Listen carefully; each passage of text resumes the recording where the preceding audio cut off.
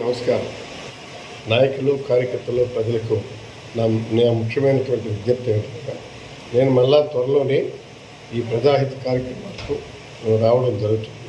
ప్రజల సంక్షేమం కోసం నేను ఖచ్చితంగా పర్యటించి ఈ కార్యక్రమాలని విజయవంతం చేస్తాను.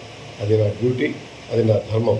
ఎవరు ఎన్ననుకున్నా నన్ను పట్టించుకోవాల్సిన పని లేదని మీకు మరొకసారి హెచ్చరిస్తున్నాను. నేను అందుకు దీన్ని ప్రత్యేకమైనటువంటి ఏదో పెద్ద వ్యాధి వచ్చింది, జబ్బు వచ్చింది అని ఇష్టం వచ్చినట్టుగా ప్రచారం చేయటం సరైనటువంటి కాదు.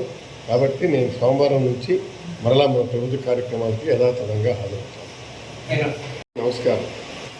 నాయకులు, కార్యకర్తలు, ప్రజలకు నా ముఖ్యమైనటువంటి విజ్ఞప్తి ఏమిటంటే, నేను మళ్ళా త్వరలోనే ఈ ప్రజాహిత కార్యక్రమాలకు రావడం జరుగుతుంది. ప్రజల సంక్షేమం కోసం నేను ఖచ్చితంగా పర్యటించి ఈ కార్యక్రమాలని విజయవంతం చేస్తాను. అది నా డ్యూటీ, అది నా ధర్మం.